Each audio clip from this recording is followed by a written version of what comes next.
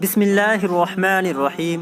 صرف 5 منٹ کا مدرسہ قرآن و حدیث کی روشنی میں۔ 15واں روزہ۔ نمبر 1، اسلامی تاریخ۔ کوہ صفا پر پہلا اعلان حق۔ نبوت مل جانے کے بعد حضور صلی اللہ علیہ وسلم 3 سال تک پوشیدہ طور سے اللہ کے دین کی دعوت دیتے رہے۔ جب اللہ تعالیٰ کی طرف سے کھلم کھلا اسلام کی دعوت دینے کا حکم نازل ہوا تو آپ صلی اللہ علیہ وسلم نے صفا پہاڑ کی چوٹی پر چڑھ کر قریش مکہ کے بڑے بڑے لوگوں کو آواز دی۔ جب سب جمع ہو گئے تو آپ صلی اللہ علیہ وسلم نے فرمایا، اے لوگوں، اگر میں تم سے یہ کہوں کہ اس صفا پہاڑ کے پیچھے ایک لشکر آ رہا ہے جو عنقریب تم پر حملہ کرنے والا ہے تو کیا تم اس کا یقین کرو گے؟ وہ سب بولے، کیوں نہیں، آپ صلی اللہ علیہ وسلم تو صادق اور امین ہیں۔ پھر آپ صلی اللہ علیہ وسلم نے فرمایا، لوگوں، ایک اللہ پر ایمان لاؤ اور بتوں کی عبادت چھوڑ دو۔ میں تم ایک سخت عذاب سے ڈرانے اور آگاہ کرنے آیا ہوں جو بالکل تمہارے سامنے ہے۔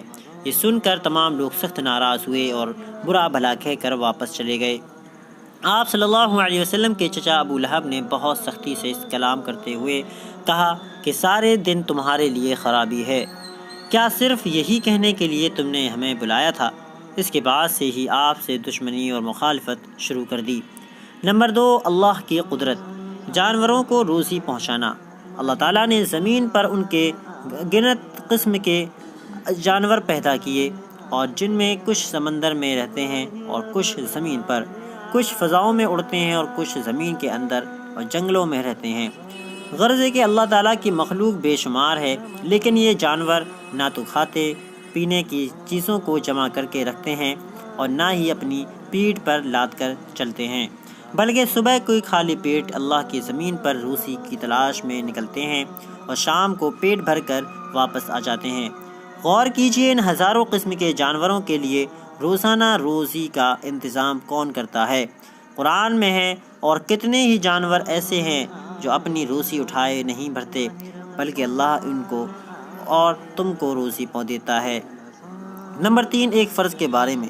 روزی دینے کا کفارہ، روزے کا کفارہ ادا کرنا۔ رسول اللہ صلی اللہ علیہ وسلم کے پاس ایک شخص آیا اور کہنے لگا کہ یا رسول اللہ، میں تو ہلاک ہو گیا۔ رسول اللہ صلی اللہ علیہ وسلم نے پوچھا، کیا ہوا؟ اس نے کہا کہ میں نے روزے کی حالت میں بیوی سے صحبت کر لی۔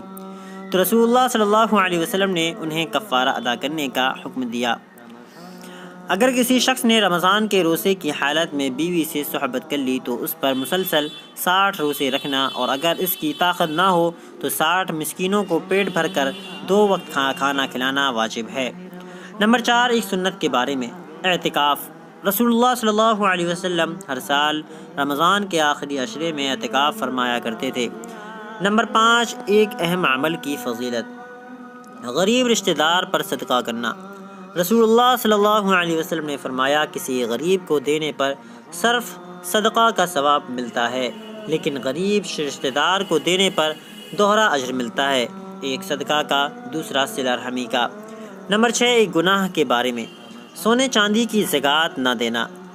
رسول اللہ صلی اللہ علیہ وسلم نے فرمایا، جو آدمی سونے چاندی کا مالک ہو اور اس کا حق یعنی زکوٰۃ ادا نہ کرے تو قیامت کے دن اس سونے چاندی کے پتریلے بنا کر جہنم کی آگ میں تپایا جائے گا، پھر اس شخص کے پہلوؤں، پیشانیوں کو اور کمر کو دغا دیا جائے گا، اور یہ داغنے کا عمل قیامت کے دن تک برابر جاری رہے گا، جس کی مقدار 50,000 سال کے برابر ہوگی، یہاں تک کہ بندوں کے درمیان فیصلہ ہو جائے گا، پھر اس کو ٹھکانہ جنت یا جہنم ہوگا۔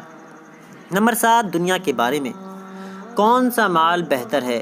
رسول اللہ صلی اللہ علیہ وسلم نے فرمایا، جب بھی سورج نکلتا ہے تو اس کے دونوں جانب 2 فرشتے روزانہ اعلان کرتے ہیں، اے لوگوں، اپنے رب کی طرف متوجہ ہو جاؤ، جو مال تھوڑا ہوا اور وہ کفایت کر جائے وہ بہتر ہے اس زیادہ مال سے جو اللہ تعالیٰ کے علاوہ دوسری چیز میں مشغول کر دے گا۔ نمبر 8، آخرت کے بارے میں۔ اہل جنت اہل جہنم کی تمنا۔ قرآن میں اللہ تعالیٰ فرماتا ہے جس دن یہ گنہگار لوگ فرشتوں کو دیکھیں گے اس دن ان کے لیے کوئی خوشخبری نہیں ہوگی اور ان کی خطرناک شکلیں دیکھ کر کہیں گے کہ ہمارے اور ان فرشتوں کے درمیان کوئی آڑ قائم کر دی جائے۔ نمبر 9، طب نبوی سے علاج۔ قرآن کریم میں شفا۔ اللہ تعالیٰ قرآن میں فرماتا ہے اے لوگوں، تمہارے رب کی جانب سے تمہارے پاس وعظ اور نصیحت اور سینوں کی بیماریوں کے لیے شفا پہنچ چکی ہے۔ قرآن مجید تمام جسمانی اور روحانی بیماریوں کے لیے شفا ہے۔ نمبر 10، قرآن کی نصیحت۔ قرآن میں اللہ تعالیٰ فرماتا ہے شیطان تو یہی چاہتا ہے کہ شراب اور جوئے کے ذریعے تمہارے درمیان دشمنی اور بغض ڈال دے اور تم کو اللہ کے ذکر اور نماز ادا کرنے سے روک دے، تو کیا اب بھی تم ان کی باتوں سے باز نہیں آؤ گے؟ شراب اور جوا اتنی بری چیز ہے کہ اس سے آپس میں دشمنی پیدا ہو جاتی ہے اور آدمی ہر نیک کام کرنے سے رک جاتا ہے، لہٰذا ان سے بچنا نہایت ضروری ہے۔ اللہ تعالیٰ سے دعا ہے کہ ہمیں عمل کی توفیق عطا فرمائے، آمین۔